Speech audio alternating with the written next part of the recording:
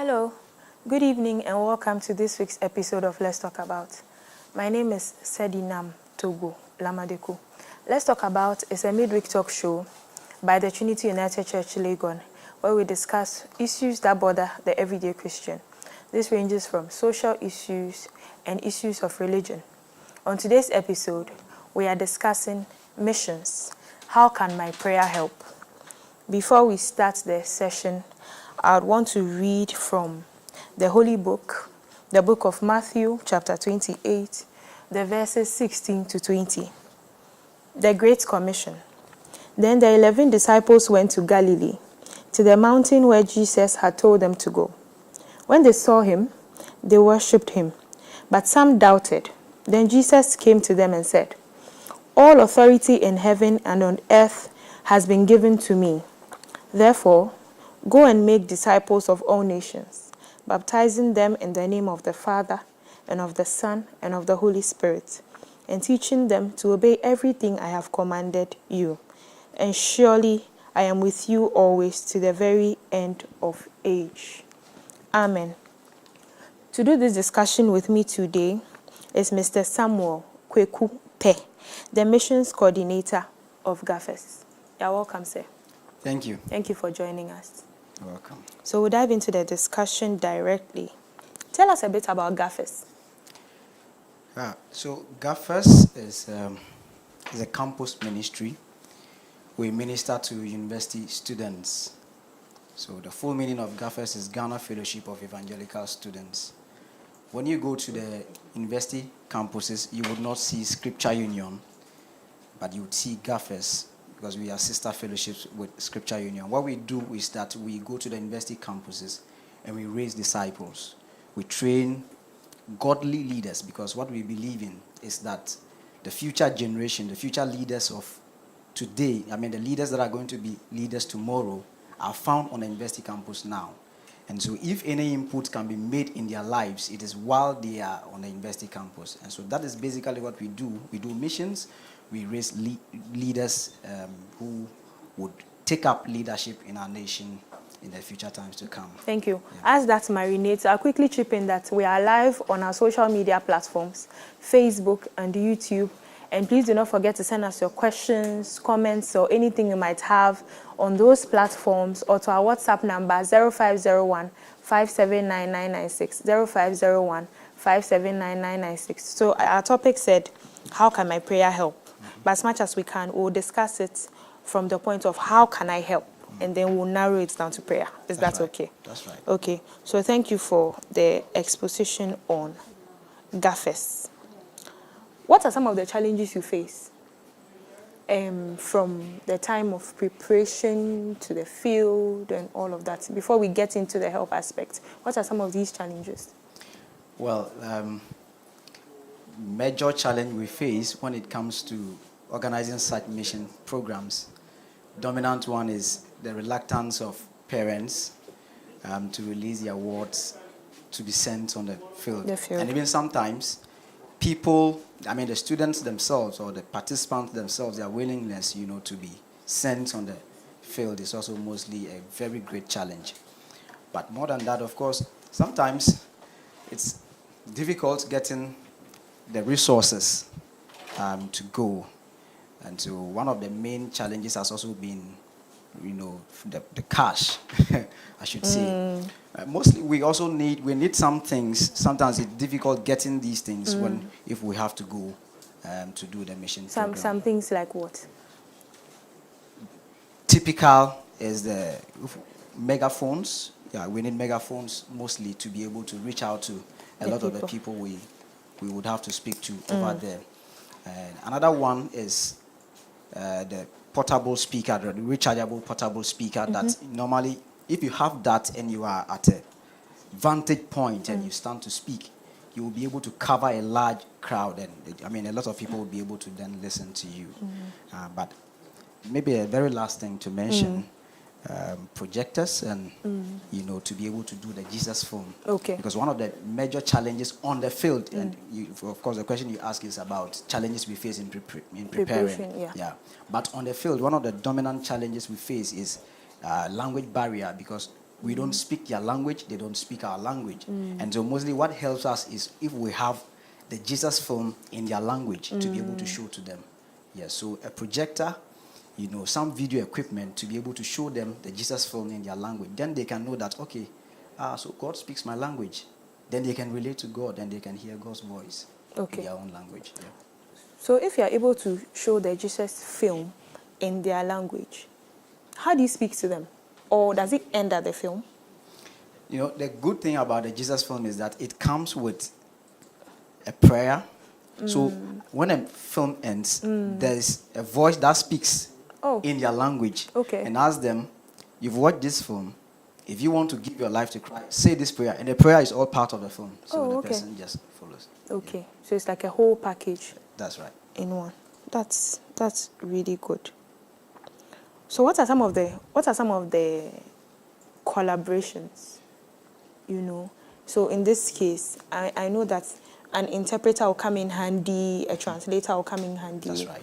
What are some of these collaborations that you require when you go on the field?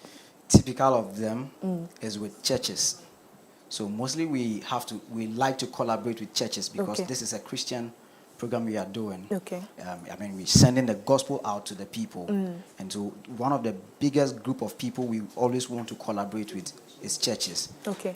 And typically the local council of churches, if we have that in the communities where we go, so which is a council that puts together all the denominations that you can find in a particular place. Because mostly when you go on a mission field, one of the key people you need is what we call the man of peace. The man of peace is that person that receives you, hosts you and takes care of you. If need be, if there's anything that you need, that person comes to your aid to assist you. And mostly the typical people you can find who become the man of peace, mostly you find them to be Christians. And so that is one of the reasons why we like to come to the churches. Yeah. Do you think you are doing enough awareness? Do you think you are creating enough awareness? Because I believe that if the announcements and and you soliciting for support is done on a more nationwide basis, you may get more of the help. You see the way adverts are flying around. Do you have billboards? Are you going to radio stations? Are you doing enough awareness? Do you think you are? Yeah, we are trying our possible best to make this known to a lot of people. And interestingly, like you mentioned, anytime I sit in a car and move past a billboard and I see a particular writing, advertising something, I begin to speak to myself how I wish this was advertising something Christian. But now the question is the resource to be able to do that. Because there's a saying in Tree, I quote, which says that Sesika Ufia Akolanso Anopa. So if we have the resources, we'll be able to do this, nationwide and worldwide. And we are trying our possible best. We share flyers. We announce this sometimes on the radio programs and all that. But I believe that more can be done. Actually. More can be done. Yes. So you need support in that area too. That's right. That's right. Okay. That is very important. I have a very interesting question. Why do you go on these outreaches to very far off places? Because I think people in Accra still need help. And I'm not suggesting in any way that you do not go off to these places. But mostly, when these outreaches and all of that come up, it is in very, very far off places. So educate us. Why those areas? Well, thank you. That's an interesting one. Somebody says, well, but there are souls in Accra, so why do you go to all these places? Great. I think I would like to answer from this angle. First of all, if you look throughout the scriptures, you'd see Jesus Christ speak to a particular group of people in a certain town. Then, the next thing he's saying, mostly you hear him say, so let's go to the other town, to the other town. Many years ago, the founder of the Salvation Army, William Booth, sent a message to his pastors. And it was a letter he had sent to them, I think a telegraph. And when it came and they opened, guess what they saw? They were expecting a long, essay to read, but they saw just one word, and the word was others.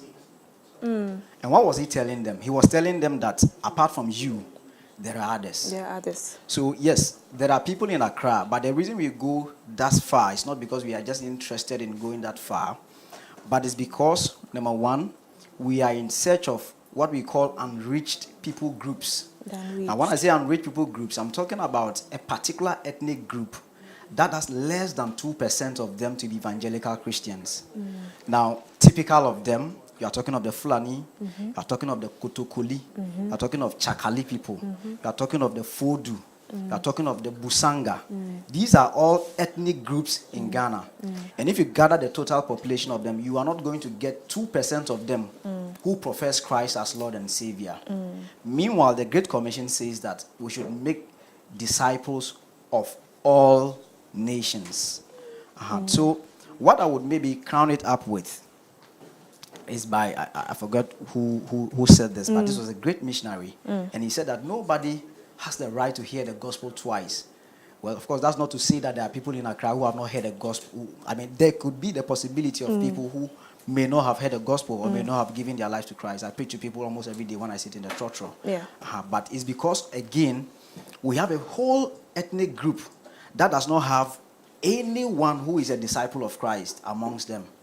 So why we go to these places is because we want to raise disciples amongst them, so that at least we have, if we know that we have at least even more than 2% of them who are now true disciples of Christ, we can then believe that, okay, these people that have been raised can reach out to the rest of their tribe members, so that at the end of the day, the work of the task of world evangelism and the Great Commission will be fulfilled. Okay. That's really interesting. So give us a progress report.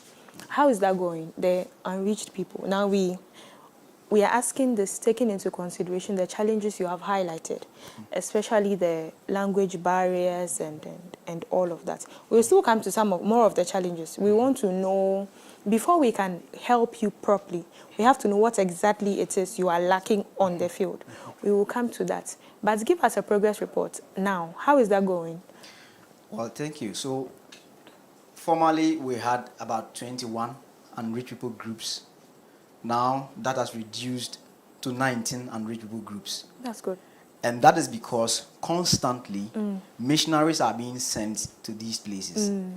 Now, it is interesting. We need to reach out to these people. And as we keep doing that, then gradually, now there are a few of them that have been marked. And very soon, we'll be able to confidently remove them from the label of the unreached people groups and say that, okay, this particular ethnic group now is reached. Or at least we can say that that ethnic group is partially reached. Okay. So that is why constantly we keep doing that. And we keep striking. Sometimes we enter a community and so typical, let me give you an example of a village we have been going to for years now. The first time Gaffers sent missionaries there, the entire community was noted for idol worship. And they used to chase people out of the village for preaching Christ. Okay. But as I speak to you now, we have secret disciples. Secret because, yes, there's still that hostility towards people who profess Christ as Lord and forsake the idols. Yes, but at least now we know that we have people that have gradually started giving their life to Christ. And now among the youth and even some grown-ups who are secret disciples. And we have missionaries there now who visit them in their houses and have home cells. One of the villages, it is in 3 settlements. When you enter, you see them in 3 small portions of pockets of people. The last one has been very difficult to penetrate. But now they allow church to go on in the heart of the village. That's good. Yes. That's good. That's some refreshing news to hear, because most times we only hear of the challenges. We still want to know the challenges though. So to give us a bit more of the details on the field now. So we talked about the challenges in preparation. Right now you have just mentioned that there's some hostility and all of that. So in terms of equipment, in terms of resources, utilities and all of that, highlight some of the challenges. Great. In terms of equipment, yes, I think I mentioned earlier, so like the portable speakers that we'll need. If we have megaphones, at least. Now, this year we are going to 16 different communities. If at least each community even has 2 or 3 megaphones that they can use, that would be a very great one. We have a few life jackets, yes, but I think we will need more. Yes, more of that. Some Wellington boots, yeah, because normally this time is kind of the rainy season, and so sometimes we need some of these things as well, raincoats, umbrellas and all that. Yes, but more to that is also some provisions, because we are going with a whole lot of students, at least 70 participants we are mobilizing to go this year, and we'll need to take very good care of them while on the field. And then very lastly, we are putting together a whole medical team that will come and then do a whole medical outreach. It's one of the strategies we use to reach out to the communities. Right. There's a Fulani community we mark to reach out to.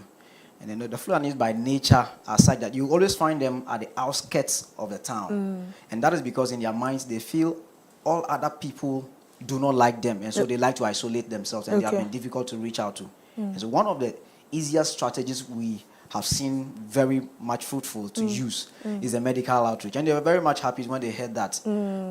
Of course, we didn't tell them that we were coming to preach to Christ, them. right. Yes, but if I'm coming to provide medical care for you, and I'm asking you, do you cough, do you do this, do you do that? Of course, I can slip in the gospel. Right. Yes, and so we'll need people who can also support us with some drugs.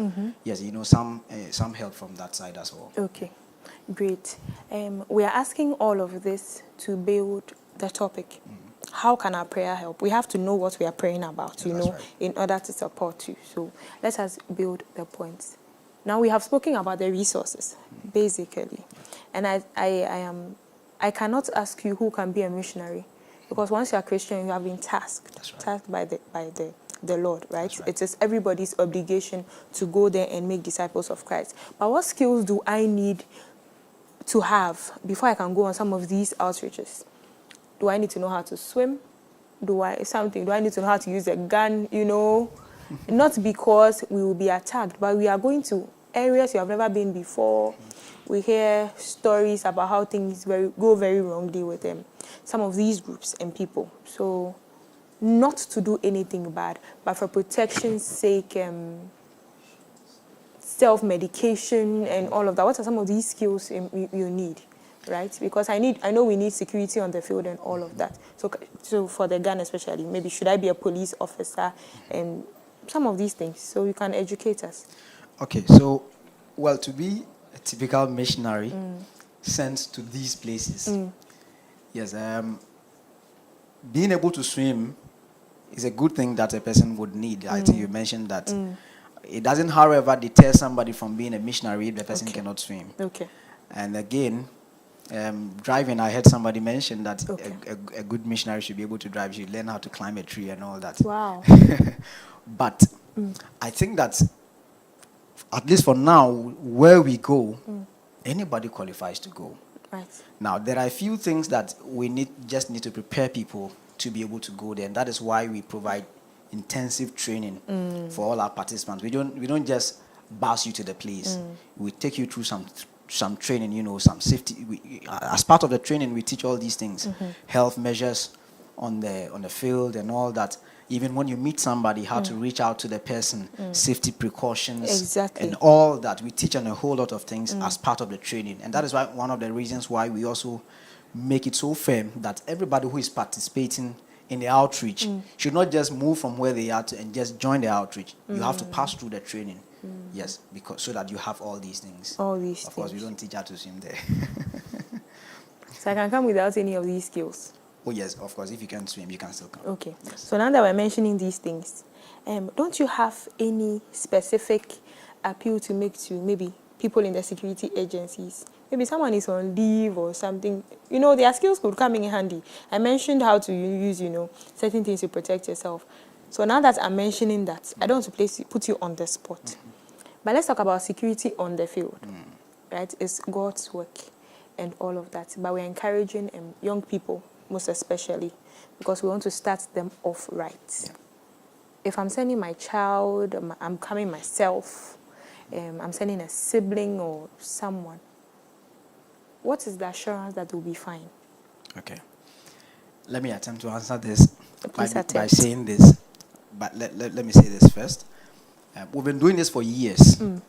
And for over 11 years now, I think since we started doing this, there has never been a time that there were any casualties, as it were, or somebody being attacked in some of these places we go to. But before we go to these places, we would have done at least 2 intensive surveys. Okay. So we go to check, for the first time if you are hitting the ground, we go to check which people groups are there, how are they like, and all that. We visit the chief, everybody who matters in the community. We let them know that we are coming. We secure rooms. We ensure that everything is intact. By the second survey and third one, we are ensuring that wherever the people are going to stay, at least the place is good enough for somebody to stay in. Because it may not be like the typical room you find in Accra, Right. but at least it is safe enough for somebody to lodge in, and so that they are fine and all that. Of course, talk of mosquitoes, and we make provision for mosquito nets and all that, so that people don't go and come back with malaria. Okay. We also teach them a number of things, even in terms of what to eat when you go there and all that. It's all part of the training we take them through, so that somebody doesn't just go and ingest something and then it creates a problem at the end of the day. Yes. Okay. Now that you mention these things, have there ever been instances, or has there been an instance where you have gone to do the scouting and the surveying and realize this is a no-go area? You can tell us about it. Well, from my experience, there has never been. That's good. Yes. But to call a spade, I think even sometimes when you try to enter a community and they are hostile towards you Right. as a missionary, it may not be to just back out. You may want to, yes, find out if the Lord really wants you to go. If the Lord really wants you to go, and I mean, there is that hostility, you may want to find out from the Lord what wisdom He is giving you and how to penetrate. Right. I'm saying that because over the past, and it was not me, yes, the then missions coordinator tried to enter a particular community, Okay. and they said, no, we don't want preachers, we don't Okay. want pastors. Okay. Then he said, okay.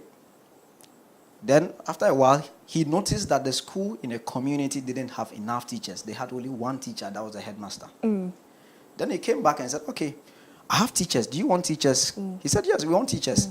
And he brought them teachers. Okay. But they didn't know that those teachers were Well, missionaries. missionaries. Okay. So that's another way, to penetrate. Okay, that's yes. very creative.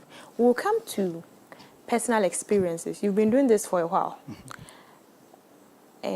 especially the unreached Yes. groups. Give us some of the things you've learned, some of the life-changing testimonies you have. It doesn't have to get too personal, but how these missions build you as an individual and a Christian. You can Okay. give us some. Well, I think one of the main things a person gets when he goes on missions, and personally from my personal experience, is that it builds resilience in you. Yes. And then a total commitment, to the spiritual disciplines. Before I went on missions, when I finished the university, I went as a missionary for Gaffers. I spent my 1 year national service period on the field as a missionary. Okay. And when I went, the first day when I was going, I was wondering, where are these guys taking me to? Because I just saw bush to my left, to my right, and no house and nothing. Then we entered the village, and there was no electricity, and I stayed in there the whole night. Then the next day, and then somebody gave me a tip that to reach out to this particular people group, just try to learn their language. Now, thanks be to God, I studied language in school. I read English language and minored in linguistics. So I was trying to apply my linguistic skills. So I asked them this, and listening to them and applying those skills helped me to be able to learn their language quickly. Okay. Then, even with the difficulty and their hostility towards the gospel, they're not opening up and all that. As they saw me trying to learn their language and all that, they started opening up and loosening up. The typical me, I may have just backed out. Okay. Just by the first few attempts. But because of the training we had been taking through and all that, and I knew that this is why God has sent me here. And if I'm preaching to the people and they are not listening, I still have to push. Right. So I kept pushing, and I started praying, formed groups of people, pray and all that. One day I remember that for the first time when we broke out into the community and launched out, a chief who used to chase people out of the village, we preached to him, preached to his 3 wives, and he gave us a piece of land even to build a church. Oh. We baptized over 30 people. That's good. Yes, That's really good. at that time. So, like I mentioned, so resilience is built in you. You learn how not to give up because you know that I'm here for this reason and I can't. And every month you have to send a report, and so you can't afford to just do anything below the bar. The second thing is, like I mentioned, you get committed to your spiritual disciplines. I never really read my Bible so much like I did when I went to the field. One day I remember at a sitting I read over 40 chapters because there was no phone to, fidget with. Right.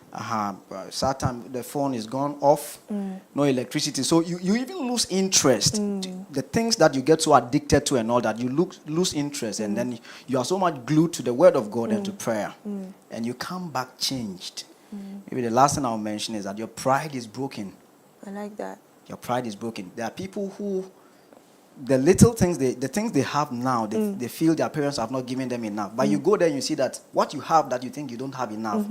People are just walking even barefooted. Some are just wearing, just something scanty, and then they are happy. They have no worries. It makes you realize that there are things somewhere, and people really need help somewhere. Yeah.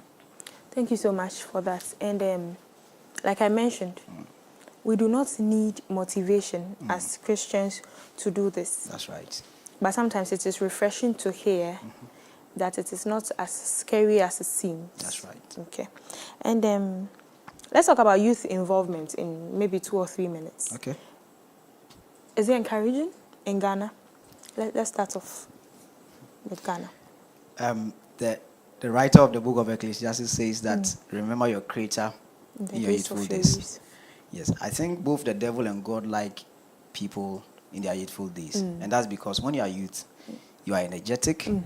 When you grow old, it's difficult to do some of the things that you'd be able to do. And so the Bible is, a book of wisdom, teaches us such wisdom that while you're a young person, give your all to God before the evil days come when you cannot do much for the Lord. And so a lot of young people, in fact, are so much needed on the field. A lot of young people have to give themselves out. Sometimes it feels like you are giving your life away. Of course, there is nothing we have that is ours. Yes. The very life that we are trying to hold back from the Lord is not ours anyway. He bought us with his blood.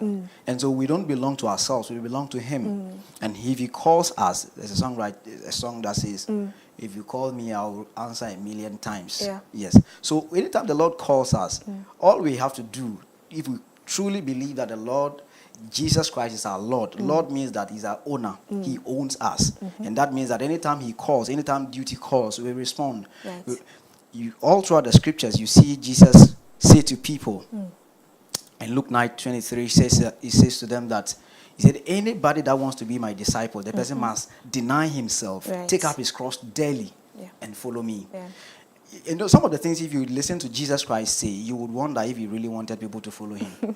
Because he says, you have to hate your mother, your father, and hate yourself, and then you come follow me. Yes, and these things he was saying, I'm not sure he was really speaking to old people. It was the young people. Let me just count it up with just this two as well. The people who brought even the Basel missionaries who came, that led to the formation of the Presbyterian Church of Ghana in Ghana. These were, young people. Yeah. In 1828, when the first batch came, and they all died in 1832, they sent the next batch, Andreas Rees, Christian Hens, and Peter Peterson Jagger. When they all came, these were all young people. In fact, Andreas Rees' wife, Anna Walters, died on the sea. But he didn't back out. They used to call him Osia dying.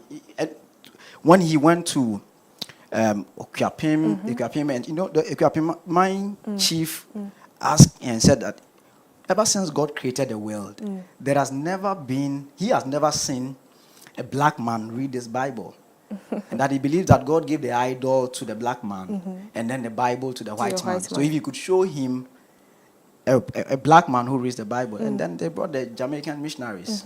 And that is how they got convinced.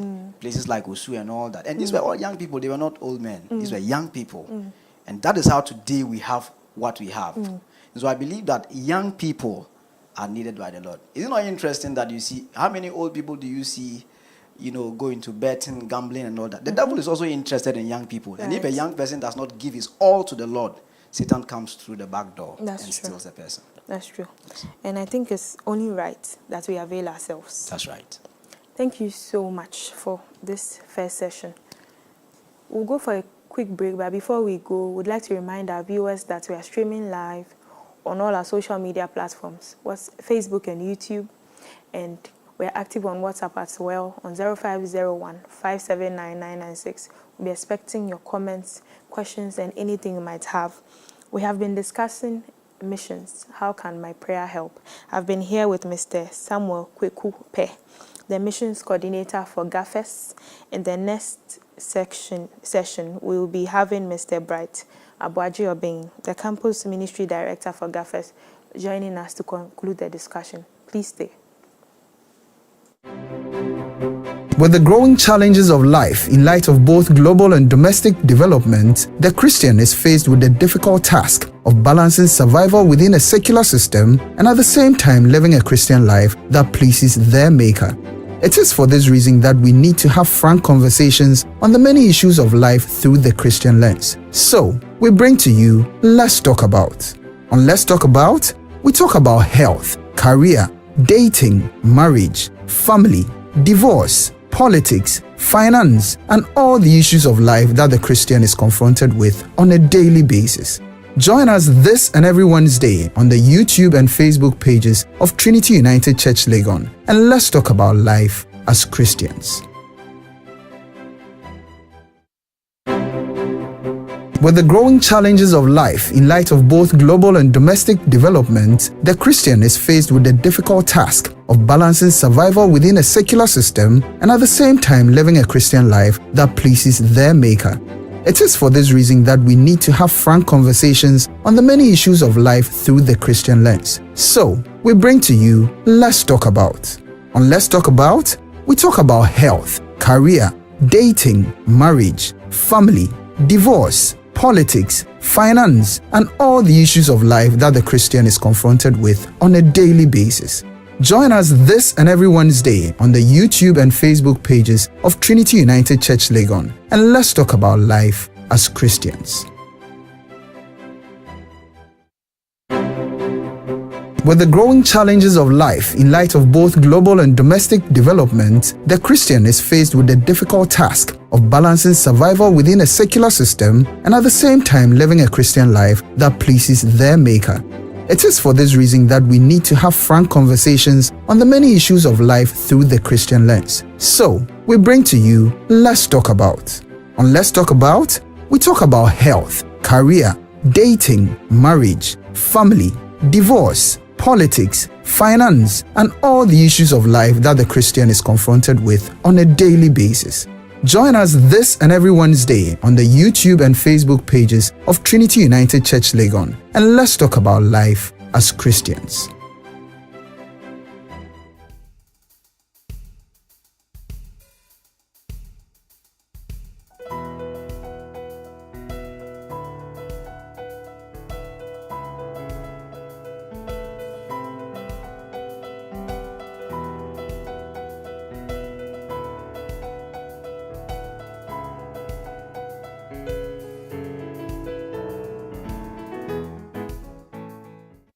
Back. This is Let's Talk About. My name is Sedi Nam. We've been discussing,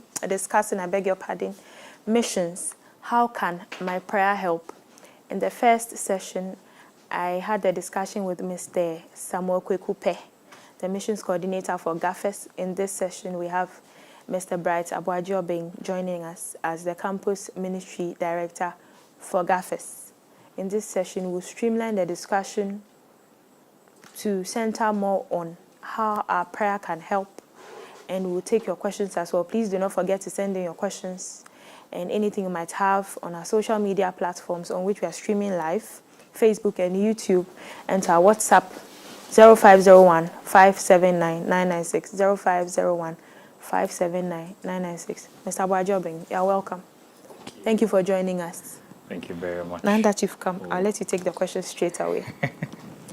So, we have heard from Mr. Kwekupe in the first session, some of the things you need, the challenges you have had to face.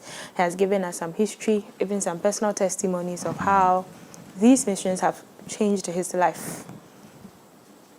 Prayer cannot be forfeited. It is the backbone, if I should say. So, take us through how you prepare in prayer. How you prepare, how we should prepare for those of us going to the field and those of us who cannot go for one reason or another. Please take us through. Yeah, thank you very much. It's good to be here. In terms of preparation for prayer, of course, is it anything like I've prepared enough with respect to prayer to get to the field and engage? I think it starts virtually with trust. Trusting the God who has commissioned us to go. Right. And he says, I will be with you always. So even when we go down on our knees, we don't go as a result of fear or because we are overwhelmed. We go in trust of the God who has called us. And that moves us and it first changes us. And so I think that the first thing you should do is pray for compassion. Okay. Pray for a heart that is full of compassion, Okay. a heart that is able to love people for who they are and will be able to engage.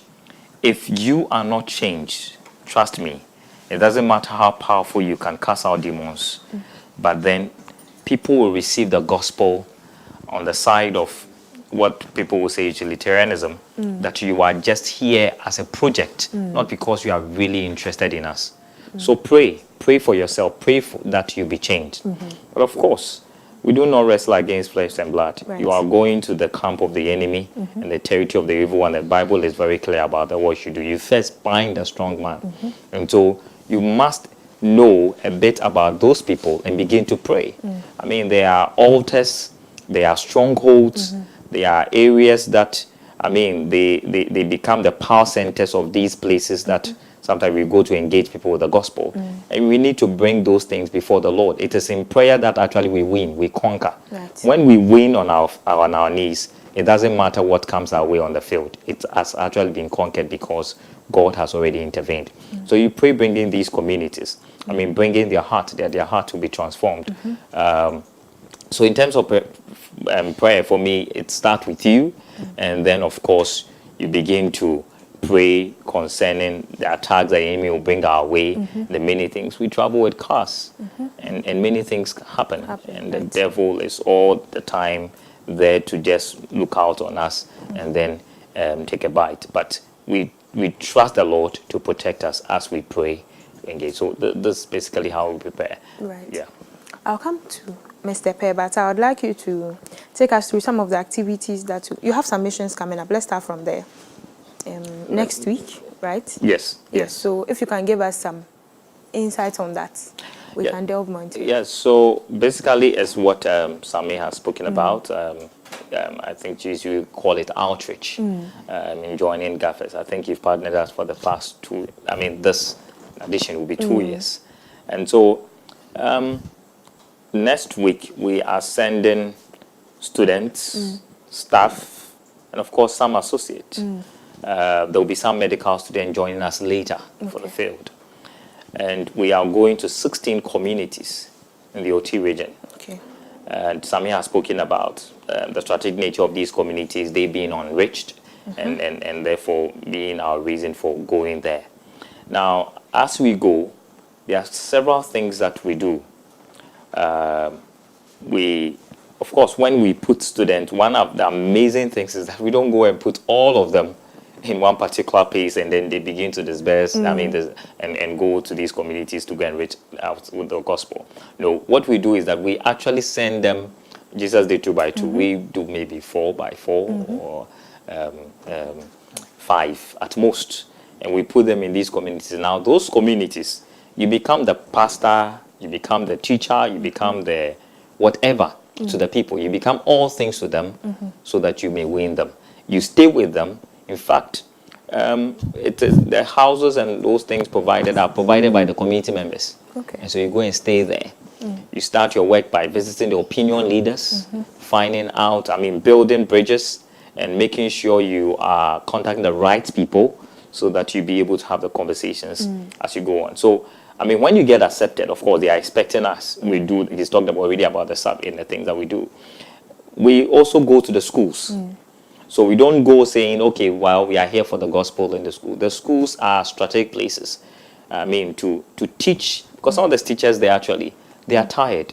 If you go to a place and you realize that their senior staff common room is under the tree, a teacher comes every morning, and that's where he sits. As soon as it threatens to rain, they leave. So we go, and these students become teachers, new teachers who love these children, and they're able to reach out to them from the classroom, teaching them mathematics, English, and whatever. And for some of them, they've never had somebody come that far to them to encourage them. And so you being a university student, that's a huge encouragement, to them.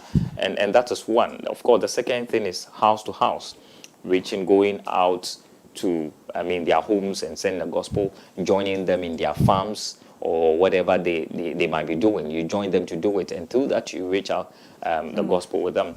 But other things is community prayer. Okay. You mobilize the community, and one of the ways I've seen that is so strategic is these community prayers. A lot of them come because of fear. Some fear for all kinds of things. And so they come, and as you pray and the Lord begins to move and people are being delivered by the Lord, you see that people are coming to Christ. It opens the way for the gospel. And we see healing and all of these things. Of course, we do crusades. My brother has already spoken about the vans that come. We partner challenge, and this year they will be coming to show the Jesus movies. So these are quite a number of things. Then we do the social interventions where we advocacies, so things about health, education, maybe girl child, or sometimes it could be boy child, depending on the community, because some of the communities you go to, actually, they let these young boys follow cattle, for how many years? They never get back to the classroom. Some of them don't even come back home. They have to, and a number of years, 20 years or so, you are giving one, cow as your reward. Oh, wow. Yes, so there are communities like that. And so we do campaigns, and it could be a health issue, it could be teenage pregnancy, it could be abortion, it could be HIV, it could be anything. We have voices, and we bring a gospel voice to these issues, engage the right people around so that they will be able to do. So these are some of the major things that we do, when we get there. Okay, thank you for the general overview. Mr. Samuel Peh, would you like to take us to this year's maybe activity lineup? Do you have something like that? Okay, so we have training and orientation, like I mentioned earlier. Okay. That is beginning tomorrow. So we finish that on Sunday. And then on Monday at dawn, we set off and we'll be on our way to the OT region. Of course, like Mr. Bright mentioned, when we get there, for the very first few days, we encourage that the team members visit the opinion leaders and headmaster, the churches that are around, want to build that contact with them. And because it is from them, you can now begin to reach out to the rest of the people. And because these are small communities, as soon as you enter as a stranger, the people know that somebody who is not part of us has come.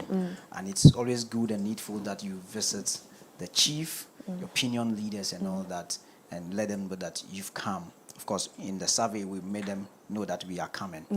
Then we do all these activities that Mr. Bright has mentioned all throughout the 3-week period we spend there.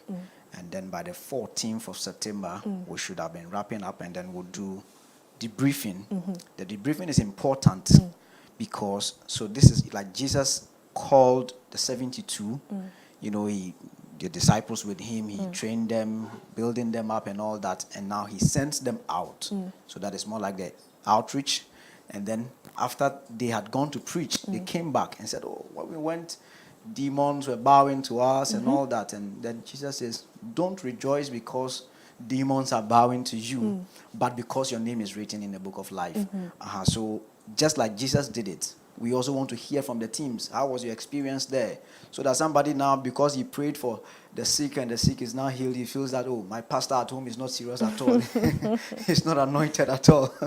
So we want to iron all those things out. That is the purpose of the debriefing. Because in as much as it is good that we take the person through this outreach experience, sometimes it can leave a certain negative, mark or an extreme, mark on the person. You want to just put things in right perspectives. Okay. So that is how the whole program outline looks like. It's going to go. Yes. That's very interesting. Mr.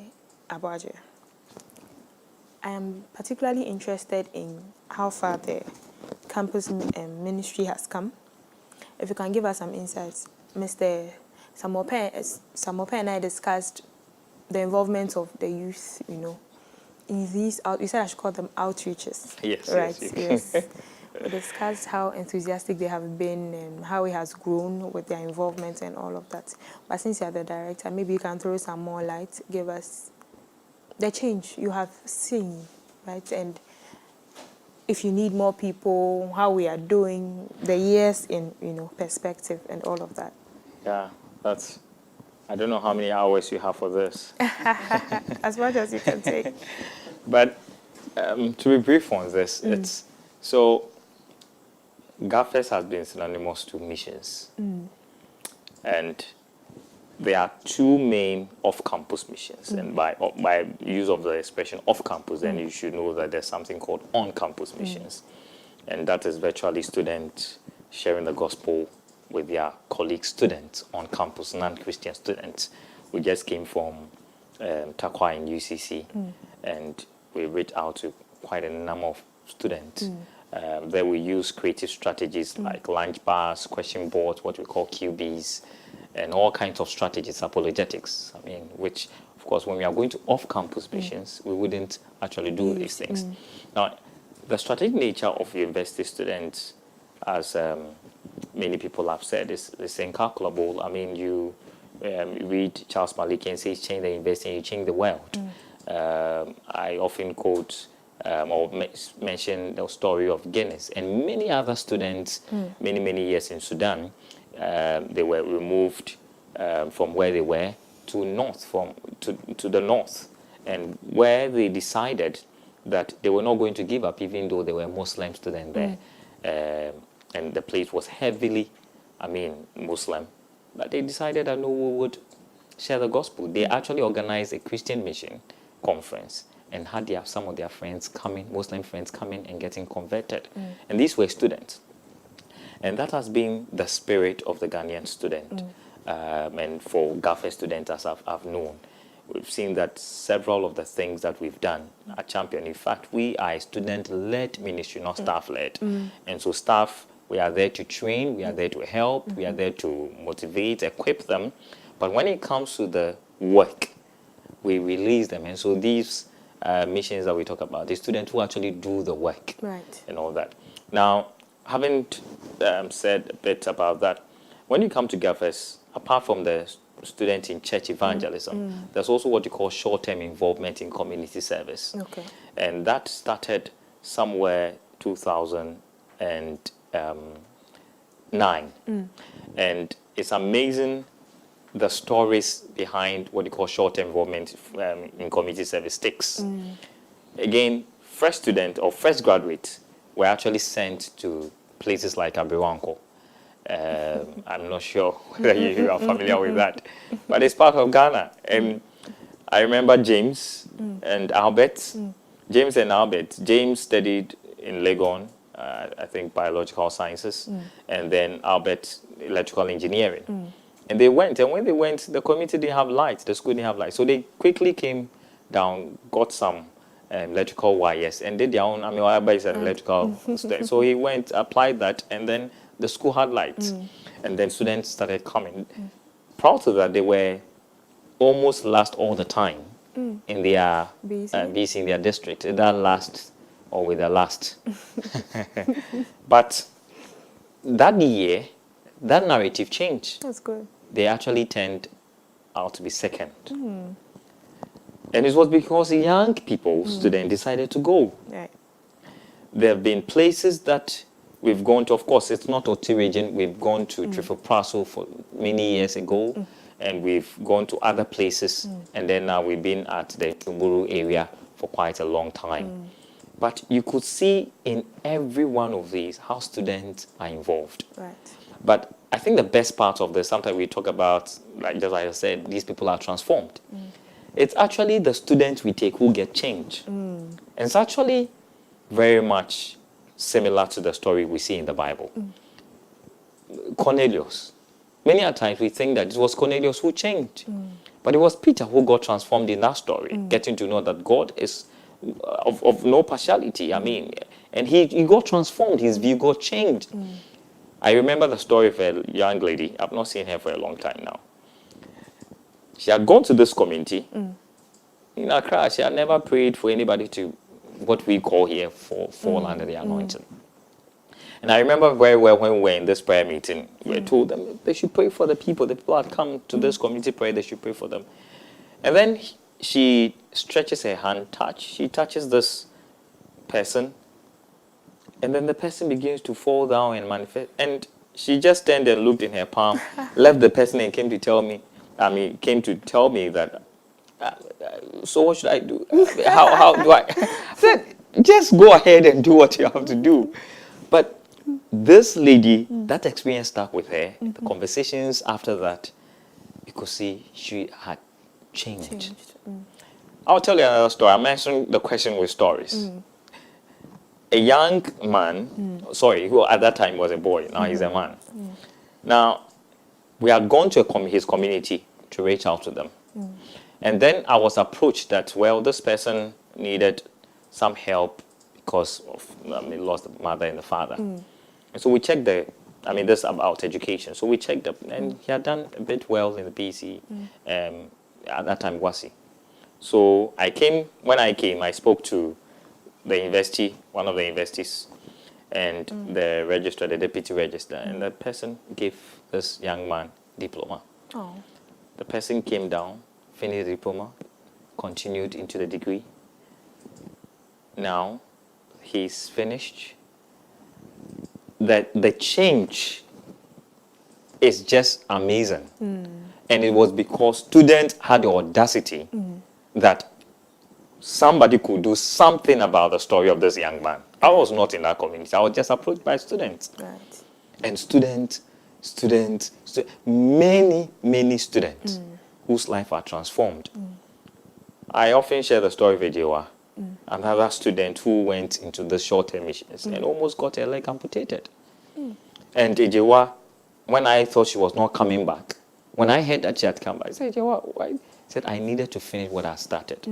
Meanwhile, the doctors are told that if she had come maybe a day later than she came, her leg would have been. Her leg. Yes, and these are the stories, and these are students, the audacity of students to do things that you and I will be so cautious about. They will sleep in areas you'll be concerned. Last year, when we go to the boat, we were not prepared for that, actually. Yeah, we had that. Yes, and how they crossed, and they sat in this boat and crossed. That was the audacity of students. And so you listen to the stories of students, how they are transformed, and how they step in to make sure that God intervenes in there. I'm sure God watches the faith of these students all the time to do amazing things. Thank you. I think that is a lot of encouragement for those who were not willing, in addition to what Mr. Samope has said, of course, those who were not so willing to join. I think we have gotten some boosters. Right. We have a comment by Daniel Kuchwachi. He says, I participated in last year's missions outreach organized by Gaffers and our church. I must say it was a wonderful experience. Hopefully, I'll be booking my slots for this year too. That's good. To know. That's good. We are very grateful for that. Is it free? Is the outreach free, Mr. Pe? Yes, you don't pay. You don't pay anything. You don't have to pay anything. So pray, prepare, have a heart of compassion, and then come along. So where should I come to if I want to follow you to the OT region next week? Where should I start from? Who should I talk to? Are there, anybody? So if a person is a student on any of the campuses, we have a form now for people to sign up. The person should have signed up by now, but if they have not, they can sign up as soon as they get the form, so they can get in touch with me. Okay. But if the person is also a member of the church, the Trinity United Church, and would want to join us, the person can always contact Mr. Isaac Mensah Newton. And those outside the church? And those outside the church can always contact either of us. So I'm sure we can We'll put out your number. So I think you can call it out now if you don't mind. Yes, so that's 0544 167764. 0544 167764. Thank you so much. You can call or WhatsApp or text. Okay. Yes. I'd encourage that we all join. Like I said, we don't need motivation to do this. It's our job. It's our responsibility. That's right. We are obliged to do it. But it's sometimes refreshing to hear these things so that it brings our minds home. Are there any other things you would like to add to what has been said today before we draw the curtains to a close? Okay. I think I know Mr. Bright will speak, but I just want to read a quote. I found it very interesting. I found it in a book I was reading, and it says, I believe that in each generation, God has called enough men and women to evangelize all the yet unreached tribes of the earth. It is not God who does not call. It is man who will not respond. And this is by Isobel Khan, who's a missionary to China and Thailand. Yes, so it is not God who does not call. It is man who is reluctant to respond. In going around to do the mobilization, one of the things I would tell the students is that I don't think I need to quote Matthew 28 to you before you go out for missions. And if you say, but the whole point is that because of the love of self, people are afraid to give themselves out to the Lord. But there is nobody who has ever given his life to God wholeheartedly, and the person's life became a mess. And so if you are watching us and you are listening, I encourage you to give yourself up to the Lord entirely. Just this evening on my way here, I sat in the trotro, and I do this every day. I believe that anybody by my left, by my right, why can't I speak to you? People approach them and they take their numbers and they want to make them their girlfriends and all that. I spoke to a lady who was sitting beside me, and I asked her, what do you know about Jesus? And I started to preach to her, and I asked her, if I allow you to rate yourself on a scale of 100, the probability that you make it to heaven, how much score will you give yourself? And she said 85. And I said, okay, what makes up for the 15? She said, that's something she's yet to scrape off her life. So, people have issues. Yeah. But if anybody would be bold enough to say, okay, here am I, Lord, send me, God would use that person as a battle axe and as a great vessel to reach out to the world. Thank you. Mr. Bright Abuaje, before you give your final remarks, for those who, for one good reason or another, cannot do these outreaches, maybe health, implications, and we should have spoken about disabilities and how you handle that. Do you take people like that and all of that? Can you give us some other ways by which they can make it count? You can pray. Okay. I said there are several evangelists. Actually, sometimes when people stand to preach, sometimes we assume that they might have prayed, prepared their sermons well, and they are doing amazingly well. No. The truth of the matter is that there are people behind them praying. Right. So pray. You can pray. In fact, your prayer can change nations. Yeah. When you pray, because we say prayer is the work. Yeah. It's not evangelism, it's prayer. We pray. And so if you think you have a health challenge, don't be afraid. You are still part of the Great Commission. God can use you mightily, and you can pray. Pray. But of course, you can give. You can give your clothes. You can give your shirt. You can give your trousers. You can give your widow's mite, your money, anything you have. Right. Give to it. And for those who are even busy, because maybe professionally and all of that, aside giving, maybe if you can't do that this year, next year you can prepare to take your leave around this period. And then, because we are going to have medical outreach, and can you imagine, they are students. Yeah. And level 500, 600 students who are coming. We thank God for them. Yeah. But they could also be professional hands. Okay, already on the field, know these things already, who can help. Right. So I think that these strategic areas will be very good for people like that to participate. Any comments, or that's it? Well, let your life count. Let it count. I mean, well, you hear people and talk about fear. They talk about, what about if I go and die? Anyway, if you die, you get to heaven. I don't think we should be afraid of death. If Christ has conquered death, that's the last enemy of man. And if Christ has conquered that enemy, you no longer have enemies to be afraid of. Right. And so you are in safe hands. You are in safe hands when you get to these places. And every year, students go and the Lord brings them. Right. You see, so don't be afraid. Let your life count. Let it count in such a way that, I mean, heaven will stand and applaud that you let God use you even in your weakest moment. So I pray that this week, if you are thinking whether to join or not to join, it's not too late. You can join us. You can. I don't know. I'm not sure whether the church will join us later or they'll go with us immediately as we leave. But whichever the case, make sure you find out. Be encouraged. Have this. I mean, break this fear once and for all. Have this courage and join us. A young lady in the church. And for mothers and fathers in TUC, I beg you, allow your children to participate in this. God will take care of them. God will take care of us indeed. Thank you so much for your presence, your time, and your brilliant submissions. I think it was timely. And we should do this more often, not only when we have outreaches. I think so We too. need refreshers. All too soon, we have come to the end of today's episode. My name is Sedi Nam. I've been with Mr. Samuel Kwekupe, the missions coordinator for GAFES, and Mr. Bright Abuajobing, the campus ministry director. We have been discussing missions. How can my prayer help? And missions. How can I help?